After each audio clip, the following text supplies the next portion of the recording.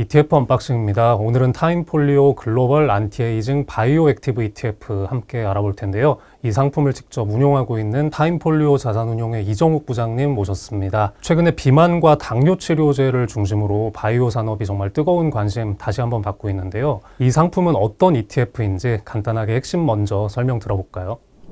네, 타임폴리오 글로벌 안티에이징 바이오 액티브 ETF는 아름답고 건강하게 오래 살고 싶은 인간의 욕망과 관련된 산업에 투자하는 ETF입니다.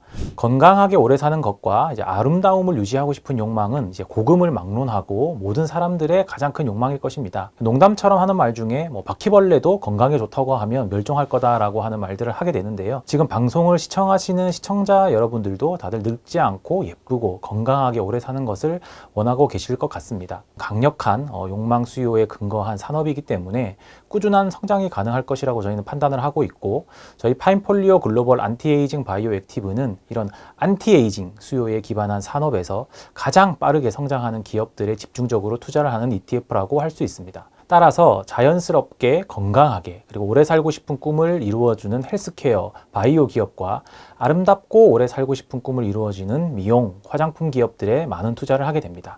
이뿐만 아니라 향후 커질 요양 케어라든지 건기식, 의료 AI, 보조 로봇 등 고령화 산업과 관련해서 새롭게 떠오른 라이징 산업이 있으면 적극적으로 편입을 고려하고 있는 액티브 ETF입니다. 네, ETF 이름에 안티에이징이라는 게 들어가서 좀 뷰티나 미용 쪽을 생각을 했는데 꼭 그렇지만은 않네요. 안티에이징이라는 말은 노화를 늦춘다는 의미입니다. 화장품이나 미용기기 광고에 많이 나오다 보기 때문에 피부의 노화에만 주목을 하셔서 미용이 먼저 떠오르는 것인데요.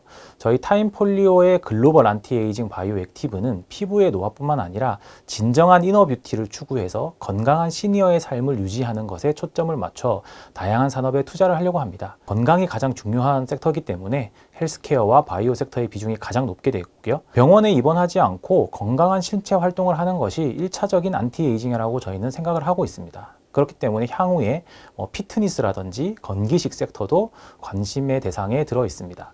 다들 요즘에 관심이 많으신 미용이라든지 화장품 섹터도 충분히 많이 편입을 하고 있습니다. 단순히 뷰티 쪽만이 아니라 헬스케어와 바이오 전반적인 것을 아우르는 상품이다라는 말씀을 해주셨는데, 근데 기존의 타임폴리오에서도 K-바이오 액티브라는 게 있잖아요. 어떤 차이가 있다고 봐야 되는 건가요? 일단 미국이나 유럽 중심의 글로벌 제약 바이오 기업들은 한국 제약 바이오 기업과 큰 차이가 있는 게 바로 강력하게 특허로 보호받는 블록버스터 신약을 가지고 있다는 것입니다. 미국이나 유럽의 빅파마들은 이미 수십 년 동안 수백 개의 신약을 개발하고 상업화해서 큰 돈을 이미 벌고 있기 때문에 리스키하기보다는 위험하지 않은 투자 섹터로 인식을 받고 있는 상황입니다. 이미 승인을 받아서 전 세계에서 팔리고 있는 치료제들이 있기 때문에 개발하고 있는 치료제들의 파이프라인 가치도 온전히 평가를 받는 것이 미국과 유럽에 있는 글로벌 빅파마들의 현실이고요. 한국은 아직까지 글로벌리 성공해서 팔리는 신약이라고 해봐야 SK바이오팜의 뇌전증 치료제 정도입니다. 돈을 번다는 제약회사들을 봐도 과거에는 제네릭 중심이고 최근에는 셀트리온과 삼성바이오로직스 같이 바이오 시밀러로 돈을 벌고 있지 블록버스터 신약이 사실은 없는 상황이기 때문에 한국 바이오텍들의 모델은 임상 초기 신약을 글로벌 빅파마에 라이센싱 아웃을 해서 마일스톤을 수취하는 방식으로 성장을 하고 있고요. 상대적으로 그렇기 때문에 리스키하지만 대신에 성공할 경우에는 주가 상승률이 매우 높습니다. 결국 미국이나 유럽의 빅파마들에게 기술 수출을 하는 구조가 한국 바이오 산업이라고 볼 수 있는데요.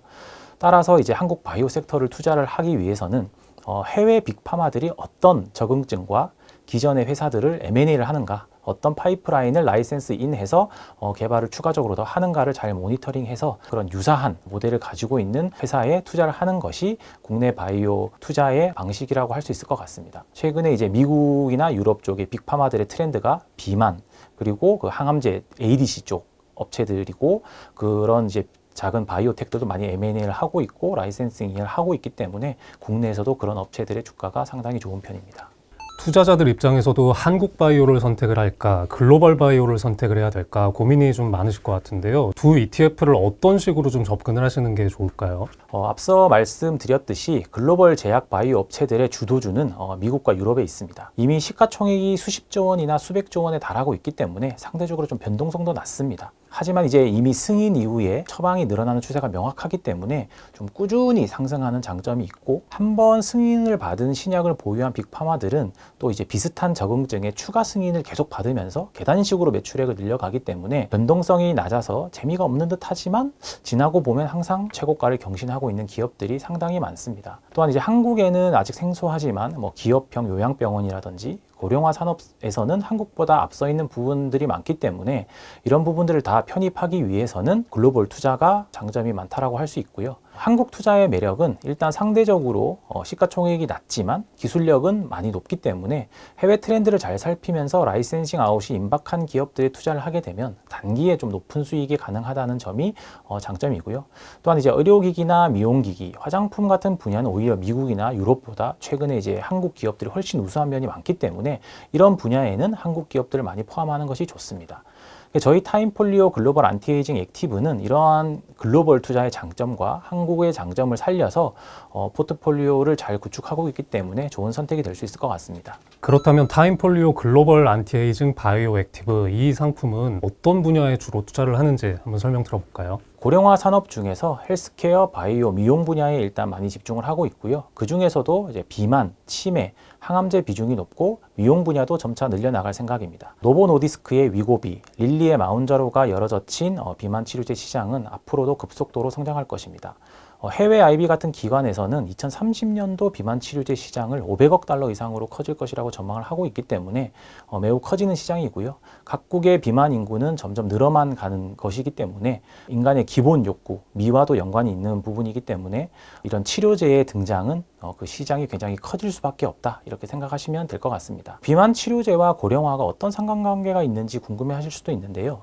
최근에 이제 릴리나 노보노디스크의 비만 치료제 임상 결과들이 쭉 발표나는 것을 보면 이 약들이 단순히 살만 빼주는 것이 아니라 심혈관계 질환, 뇌혈관 질환, 그리고 뭐 수면 장애, 지방간, 치매까지도 효과가 있다고 발표가 되고 있기 때문에 한마디로 말해서 비만을 극복하는 것이야말로 안티에이징의 가장 확실한 비결이다라고 말씀드릴 수 있을 것 같습니다. 아직 미국하고 영국 등 일부 국가를 제외하면 이런 비만 치료제가 아직 승인도 나지 않은 상태이기 때문에 해외로 넓혀가야 할 시장도 무궁무진하다는 것이 이 시장의 장점이라고 할 수 있습니다. 지금도 이제 SNS나 방송에서 다이어트 관련한 프로그램 광고가 넘쳐나고 있는데 FDA에서 인증하고 입소문이 나고 있는 다이어트 약은 단순히 생각만 해도 엄청난 수요가 있을 것입니다.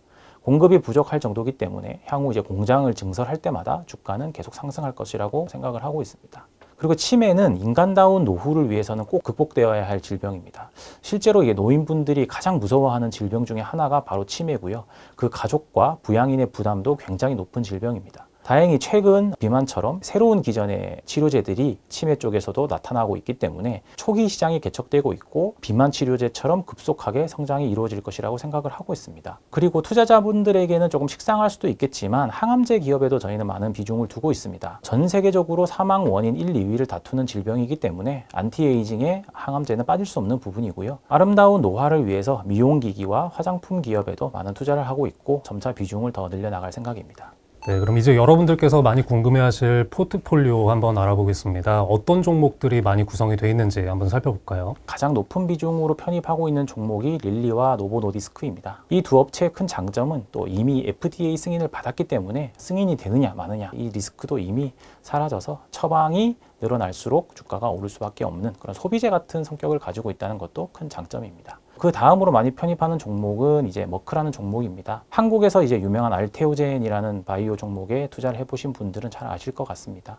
세계 최고의 면역 항암제인 키투르다를 개발해서 판매하고 있는 기업이고요. 키투르다는 작년에만 연간 매출로 35조 원을 넘어서고 있는 초대형 상품이고요. 매년 새로운 적응증으로 승인을 받고 있기 때문에 계단식으로 매출액이 증가를 하고 있습니다. 2028년도에 특허가 만료가 되기 때문에 이때까지는 충분히 계속 성장을 해갈 수 있을 것이라고 생각을 하고 있습니다. 그리고 이제 레이도스라는 기업도 편입을 하고 있는데 이 기업은 좀 특이하게도 방산과 테크놀로지, 그다음에 헬스케어 분야를 동시에 운영하고 있는 회사인데요. AI를 활용한 환자 데이터 관리 어플리케이션들을 개발을 하면서 향후에 원격 진료 분야 등에서 수혜를 받을 수 있을 것으로 기대를 하고 있기 때문에 편입을 해놓고 있습니다. 국내 편입 종목으로는 파마리서치, 휴젤, 실리콘투 같이 이제 미용 분야에 뛰어난 그리고 밸류에이션도 괜찮은 회사들을 많이 편입을 하고 있고요. 아무래도 이제 미용 분야 같은 경우는 미국 기업들보다는 한국 기업들이 워낙 잘하고 있기 때문에 미국 기업들보다 업사이드가 높다고 판단을 해서 많이 편입을 하고 있습니다. 네, 마지막으로 이 상품을 어떤 개인 투자자들께 추천을 할 만하고 또 어떤 식으로 활용하면 좋은지 한번 정리해 보겠습니다. 올해 시장은 순환매 장세였습니다. 주도주가 너무 자주 바뀌었고요. 연초에서 지금 한 절반 정도가 지났는데 반도체, 바이오, 그리고 최근에 화장품, 소비재까지 이렇게 빠르게 변하는 시장에서는 패시브 ETF보다는 편입 종목의 수시 변경이 가능한 액티브 ETF가 시장 대응에 훨씬 유리하지 않을까 그렇게 생각을 하고 있습니다. 특히 이제 이해하기 어려운 용어들이 많고 임상 결과가 어떻게 될지 모르는 그런 바이오텍 같은 섹터는 개인 투자자분들이 접하시면 너무 어렵기 때문에 전문가들이 심도 있는 분석을 통해서 적절한 분산 투자와 시향에 맞는 포트폴리오 변경이 있는 액티브 ETF가 훨씬 적합하지 않나 그렇게 생각을 하고 있습니다. 타임폴리오 글로벌 안티에이징 바이오 액티브의 경우 꾸준히 실적이 증가할 것이고 성장할 글로벌 빅파마 중심으로 분산 투자되어 있기 때문에 장기 투자에 굉장히 적합할 것이라고 생각을 하고 있고요. 또한 연금 계좌나 ISA 계좌를 통해서 투자하시면 절세 혜택까지 받을 수 있기 때문에 장기적으로 투자하실 분들에게 아주 좋다고 할 수 있을 것 같습니다. 네, 지금까지 타임폴리오에서 나온 새로운 ETF 글로벌 안티에이징 바이오 액티브에 대해서 알아봤고요. 좀 더 자세한 정보는 잠시 후에 이어지는 영상에서 자세하게 소개해 드리도록 하겠습니다. 저희는 다음 이 시간에 다시 인사드리겠습니다.